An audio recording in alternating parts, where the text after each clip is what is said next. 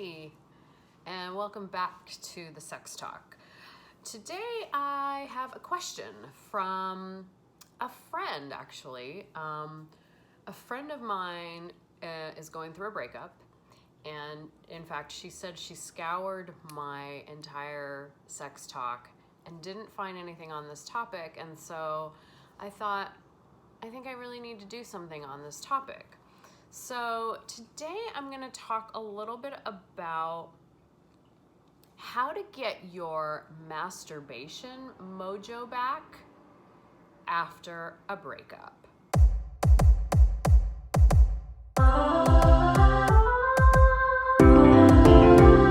The Sex Talk. The Sex Talk. So the question was, my friend was going through a breakup and realized that she could no longer masturbate without experiencing sadness. She was having trouble finishing or orgasming or climaxing, and was wondering how she could possibly work through that. Now, this is deeply tied into a variety of topics and issues, and this is something that was pertaining to something that was going on in her particular relationship. But I wanted to talk about it because I've actually experienced this with clients in other relationships as well. And it's kind of a universal thing in that we have, as a society, been taught that sexuality exists in a union only, right? In partnership. And one thing that our society really frowns on and really kind of laughs at, mocks, is solo sex or masturbation. And our society really sees it as something that is not meant, if someone is masturbating, that they are engaging in something solo because they don't have a partner. They're masturbating because they're a loser. They're masturbating because they are a loner. There is a strong stigma around masturbation, and it's particularly prominent among women. So this talk is really kind of going back to this idea, this very, very core idea that female sexuality only exists in relation to another person, to a man.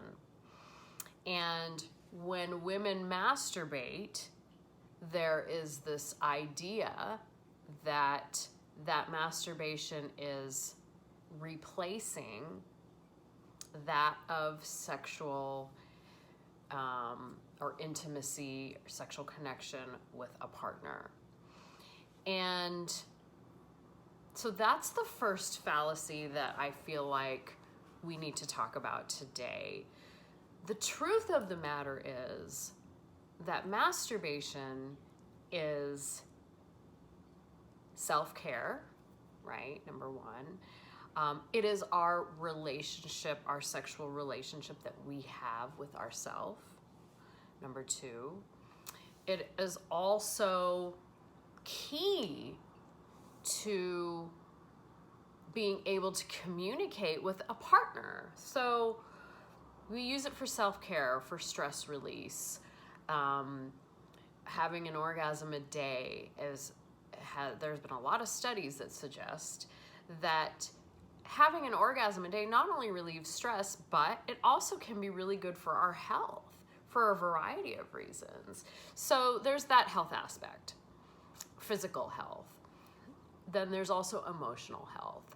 It's a form of self-care. It's a form of a relationship that we have with ourselves.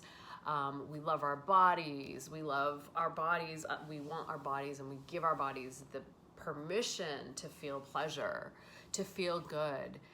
That is our birthright, right? I've talked about it before on this channel. You know, I consider myself a pleasure activist, someone who believes that pleasure is a form of resistance. It's a form of taking ownership of our bodies and saying, you took away pleasure from us, colonizers, and we're taking it back. So it's also a form of resistance, right? And with all of that said, the bottom line is that our bodies feel pleasure. Resistance, political or not, we're born with nipples, we're born with clitorises, penis heads, bottoms of our feet, all of these areas that if when touched, caressed, whether by someone else or by ourselves or an object, feels really good. And it's soothing and it's good for us. It heals us. It relieves our stress. It makes us happy. And that is a good thing. But somewhere along the way, somewhere along the lines of, you know, historical colonization, this whole idea of religion, and don't even get me started. Like I could go down a list, but the point being is that somewhere along the way, in my generation, your generation, people that are alive now in this world, have come to believe that pleasure is something bad and that we should only experience it in really small amounts. Maybe like at the end of your long day after working hard, maybe once a week when you go get that massage. It's not something that we have naturally built into our everyday life. And I, being a sex therapist, being a pleasure activist, being a musician, I live a life that is very different from most people. I don't work a 9 to 5. I have allowed myself to feel pleasure at the most random hours of the day, which is not really common in our world. And you know, the daytime is meant for work. The daytime is meant for taking your kids to school. The daytime is, oh my God, she's drinking wine before noon. There are all of these stories that we have been taught from a very long time that tells us there's something wrong with you. You are being bad. You are being naughty if you are engaging in some sort of something that makes you feel good in the middle of the day, in the morning. And masturbation goes right along with that. There is so much stigma around just women who want to like drink wine before noon. Day drinking, there's labels for it, you know, and I don't want to get on a tangent about alcohol, but I'm using it to make a point that if something like alcohol is shamed, imagine what something like sexuality and masturbation is, how it's treated in our world, in our society today, in our culture. And that is what I told my friend. That somewhere along the way, she associated masturbation with there's something wrong with me. There's something wrong with me that I can't, my partner doesn't want me in this case because it was a breakup, that I am not good enough and therefore I must masturbate. And she couldn't do it anymore. So we started talking about her relationship and the end of it and how it was falling apart. And she was going through, they stopped having sex. And he was masturbating more. So the story didn't only affect her, it affected him too. They're a heterosexual couple.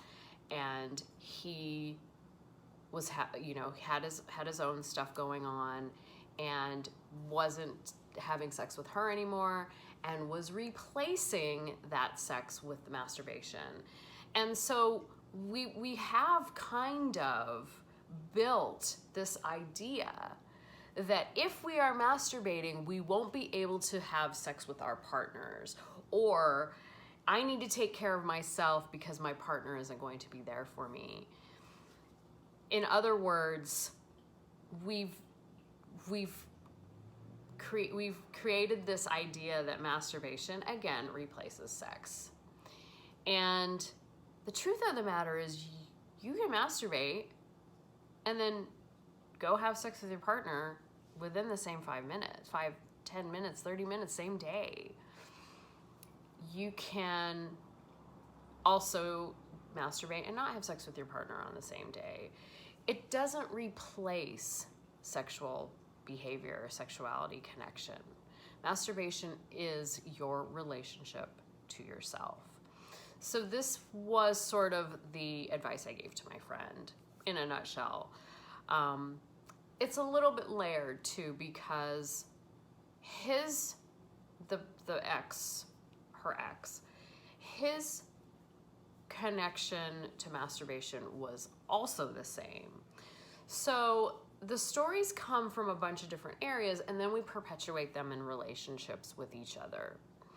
And so knowing for ourselves, first and foremost, even if our partners utilize that same philosophy, if you know that pleasure is your birthright, and you know that masturbation is your relationship that you have with yourself, is your relationship that you have with your body, your connection to your own sexuality, your truth, then it's not about self-esteem. It doesn't get connected to how much somebody wants you. It doesn't get connected to whether or not you're good enough. And it doesn't have anything to do with whether or not you are having sex with somebody else. It is something that you have in your life that you get to do when you want to do it, kind of like taking a shower, washing your hair, putting on makeup, putting on a lovely outfit that you love, getting ready for work in that, that suit that you love to put on that makes you feel really powerful, or a dress that makes you feel really sexy and sensual, or makeup, jewelry, whatever it is, reading a good book, taking a bubble bath, ignoring the phone when it rings. These are all forms of self-care, and masturbation is one of those things that it is so important for us to embrace, and not in a sexual kinky way either, in a loving way, in a way that says, I'm going to touch myself and I am going to make myself feel good, and I'm going to do it until I come. And there may be something totally kinky about that, or it may be something totally gentle and loving about that. However you approach it, it needs to be about you, and it gets to be about you. And if someone wants to share that with you, great, but it's not a requirement. And it can happen simultaneously. It can happen in the same sitting. You can masturbate with other people, and there's no fluid exchange. Oh my gosh.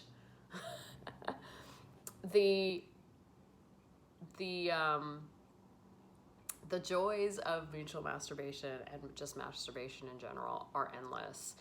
And when you are trying to recover from a breakup, and you are finding that you're having difficulty orgasming, difficulty coming to climax, to me it's saying that whole act is wrapped up in someone else. And I'm sad for that. I'm sad that your sexuality can only come alive with somebody else, because your sexuality is there forever with you, and only you are allowed to tap into it whenever the hell you want to, whenever you want to. So this is all just a long talk about masturbation and self-love and self-care and having a relationship with your sexuality for so many reasons, but for the main reason is that you get to. It's your birthright. It is your privilege. It is your body, the only one that you get in this lifetime. So treasure it, pleasure it, love it, all of that stuff. And especially when you're going through a hard time, especially when you're going through a breakup, a divorce, losing your job, death of a family member, death of a loved one. This is a coping skill, a tool for you to utilize when you're stressed out, when you're sad, when you need someone to hug you. You know, masturbation is there for you. It is the key to feeling good and feeling better. And I want you to take advantage of that. And that requires letting go of all the stories around it and recognizing that it's a human gift of nature, a gift of luxury that nature has given you. So enjoy it. And that was it for today. The Sex Talk. Thanks.